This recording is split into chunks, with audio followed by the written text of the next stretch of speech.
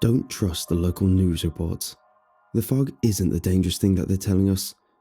The fog is what's saving us. I may sound crazy, but you have to listen to me. The fog is helping us, not hurting. When the fog first rolled in, it seemed like the typical Washington state fog that we all have to deal with. Annoying, but just another part of life, especially in my small town. It was a bit on the thick side for this time of year, but you know, what can you do? So, we all went about our daily normal routine in the normal fog in our normal lives, and everything was normal. Until it wasn't. No one knew that there was anything going on until the short snippets on the news started to appear. And after the first few, it was like a dam broke and the flood of local news reports came flowing in. Man brutally attacks and kills wife and children, seemingly intoxicated. Man used paint, blood and feces mixture to repaint entire house. No motive yet on the senseless house party multiple murder. Surviving victims claim assailant, quote, wanted everyone's hair.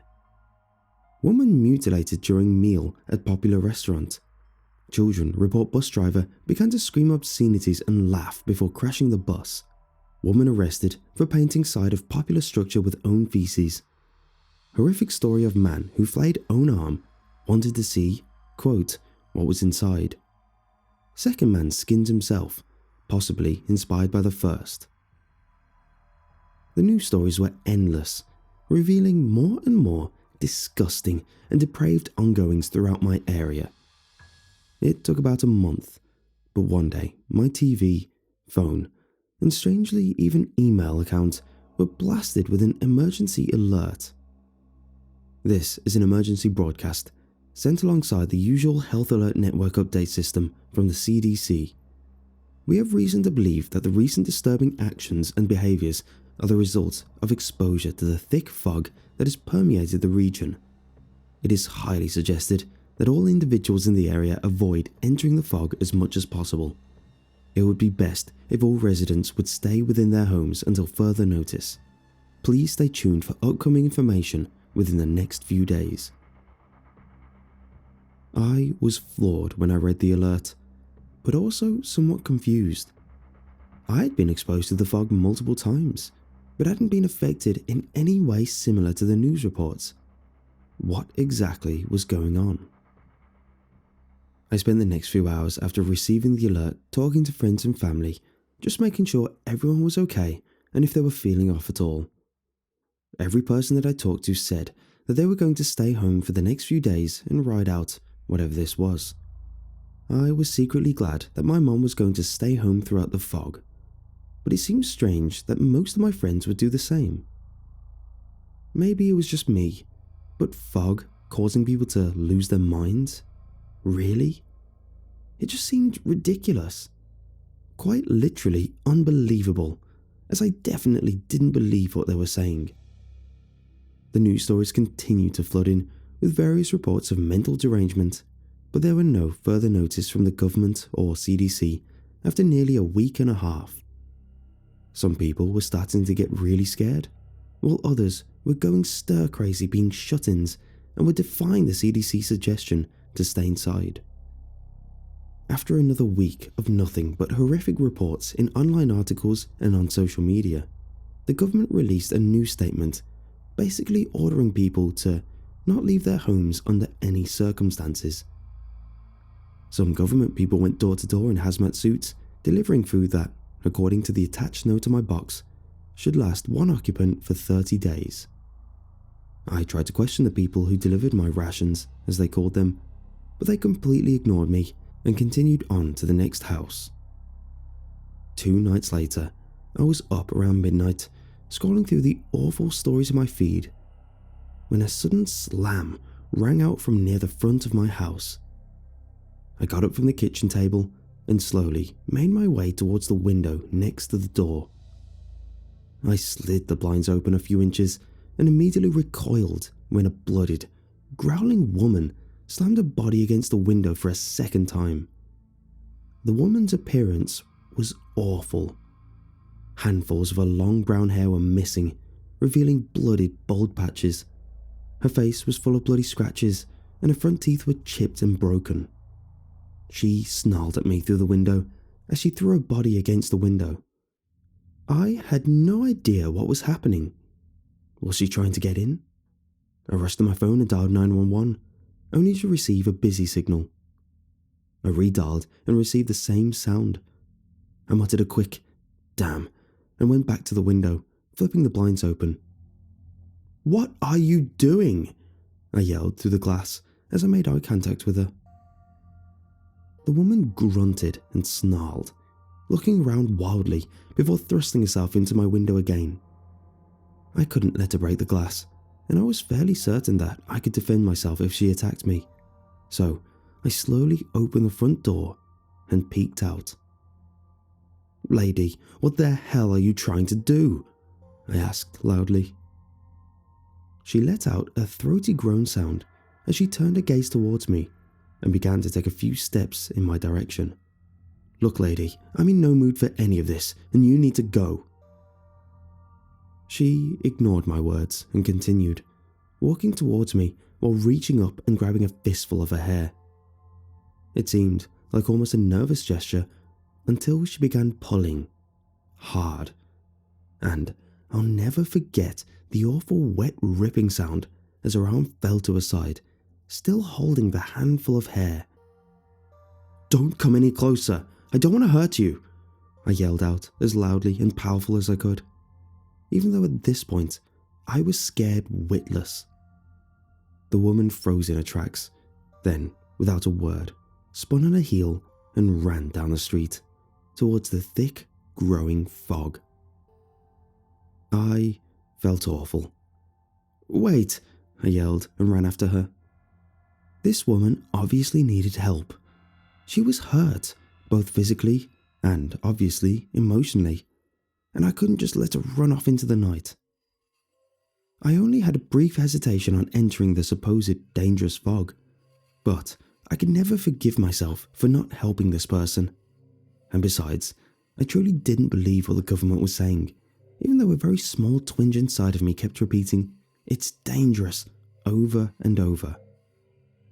I was nearly down the street from my house, and the fog was incredibly thick. I could barely see 2 feet in front of me, so I was practically walking blind. "Excuse me, miss, are you okay?" I asked, continuing to cautiously walk forward. "I promise, I don't want to hurt you, I just want to help." After a few more steps, I heard a quiet sobbing sound coming from my left, so I did my best to walk in that direction. "Miss, are you there? I'm sorry that I scared you before. I really just want to help you." I continued to walk forward and utter reassurances until I could finally see her, crouched down, arms wrapped around her legs and her head buried in her knees. "Hey, are you okay?" I asked softly, and she looked up at me with tears streaming down her face. "What have I done? Why did I do this to myself? What's going on?" "I'm not really sure, to be honest. How about you come back to my place so that we can get you cleaned up?" I extended my hand and she accepted. I don't really remember anything, except for bits of, "Oh God, why did I do that?" she sobbed, and I cautiously put one arm across her shoulders to comfort her. "It's okay. None of us have any idea what's going on here. It seems like you're okay for now though, so let's just get back home and then we'll talk about what's next, okay?" I led the woman through the practically blinding fog, relying mostly on my sense of familiarity to get back to my home. The fog thinned a bit as we made our way down the street, but I still couldn't make out our surroundings until we literally reached my front porch. "This way," I gestured, and the woman followed me up the lawn and through the front door. Once we were safely inside of my living room, I turned to the woman and pointed down the hall to the bathroom. "You can go take a shower down there, and I'll leave out some clothes that might fit outside the door. There's already towels in there." The woman smiled at me, almost appreciatively, and I saw a softness behind a dirty, blooded appearance. "Thanks so much. My name is Rachel," she muttered, and I gave her a quick smile in response. "I'm Calvin. Go on and get yourself cleaned up while I make us some food." I waited until I heard the shower running before I moved into the kitchen and began to heat up a few cans of soup, keeping one ear towards the hallway, just in case. The woman was in need, but I wasn't yet ready to lower my guard around her. After about 10 minutes, the soup was cooling in their bowls on the kitchen table when Rachel made her way down the hallway. She looked much less deranged after the shower, with the blood removed and her wet hair covering most of the ripped out bald spots. She gave me a brief smile as she made her way to the table. "I can't remember the last time that I ate, but this smells amazing," she said, sinking down into one of the chairs. I took the seat across from her and tasted my own soup before sliding a bag of saltines towards her. "Look, Rachel, I know that this might be difficult, but I need you to tell me the last thing that you remember before." My voice trailed off from the question, and she picked up where I left off. "Before I went crazy and ripped half of my hair out?" I nodded briskly, and she continued. "The last real thing that I remember was sitting on my couch and watching TV in my apartment, which I think is maybe like a 20-minute walk from here.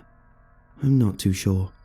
I mean, yeah, I remember a few bits and pieces, like after I pulled out the first handful of hair, Her voice caught in her throat, and I started to reach my hand out to her, but she shook her head, so I pulled my hand back.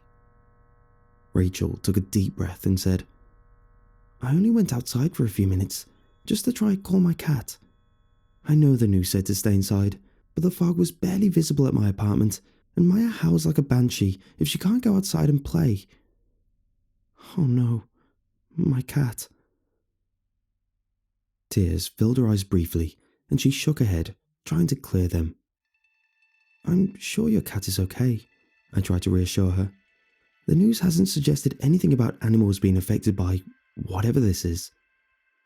I know, I just feel so helpless. I mean, look at me. Look at my hair. Look at my face. Why did I do this to myself? What happened to my teeth?"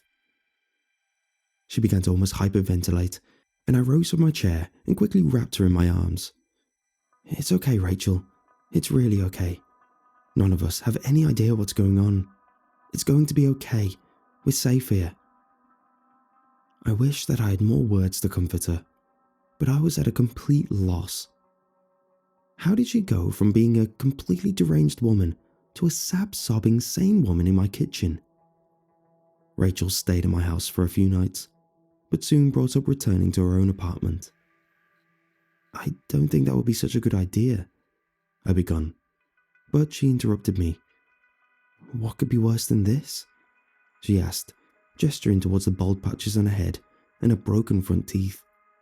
"Look, I'm really not trying to speculate anything here, but don't you find it a bit odd that something happened to you outside of your own apartment, but once you made your way here, further towards and into the fog, you were somehow fixed?" Rachel smiled at me softly and shook her head. "You know that sounds insane, right?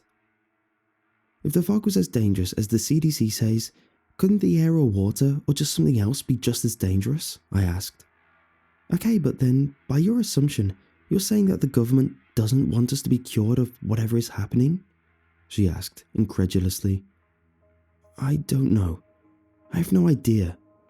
All I'm saying is that you walked here, you were completely insane, and then I chased you into the fog, and you were suddenly cured." Rachel shook her head. "I don't know. I can't explain any of this, really, but..." I don't know why, but I felt something akin to anger building up in my chest. "Okay then, what about the CDC warning not to leave the house? Aren't you afraid to go back out there?" She smiled at me and nodded, then shook her head. "Look, the worst has already happened to me, so either I'm going to go insane again trying to get to my house, or I'm going to go insane here, wondering what's going on." There was nothing left for me to say after that. I had no choice but to watch sadly as she walked out of the door. Less than 2 hours after she left, I heard tires squealing onto the pavement outside of my house, followed by car doors slamming and shouting. "Drift team right, Kale team left, go," I was able to make out as I crept to my window. I peeked through the blinds and saw 2 SWAT armored type vehicles parked in the middle of my street. The occupants of the vehicles, decked out in full military gear, split off into 2 groups and began heading down my street in opposite directions. The group headed in my direction went to the house 3 houses down from me. I heard gunfire and some shouting, but continued to peek through the blinds as they moved to the house 2 doors down. The guns fired again, but this time I was able to make out what they said. Success, moving on. The armor-wearing men made their way into my neighborhood's house, and I dropped away from the window. I heard them breaking in the door, and then the shrill screaming of my neighbor, along with her children crying. "Are you here to help us? We only went out once, I swear. We all stayed inside, just like they said." This was followed by gunfire and a shout of, "Failure, moving on." Before they had even exited my neighbor's house, I was already running towards the bathroom laundry basket where Rachel had left her bloody clothing. I quickly exchanged her old disgusting t-shirt for mine and then laid face down atop her discarded towels. When I heard the wood of my front door splinter and then burst, my only thoughts were of Rachel. I hope that she's safe somewhere. I hope that they don't find her. I heard and could feel the vibrations of the footsteps pounding down the hall, and I held my breath when they neared the bathroom. "Body all clear," one voice said, and another shouted, "Success, moving on." The footsteps thudded away, and after a few moments, and a few deep breaths, I allowed myself to sit up. It's only been a few hours since they raided my house, but now I'm seriously convinced. If your town is experiencing anything similar, or even if you just feel a little bit off, please go into the fog. I'm not sure if this is limited to my little town, but please, just listen to me. The fog isn't hurting people. It's saving them.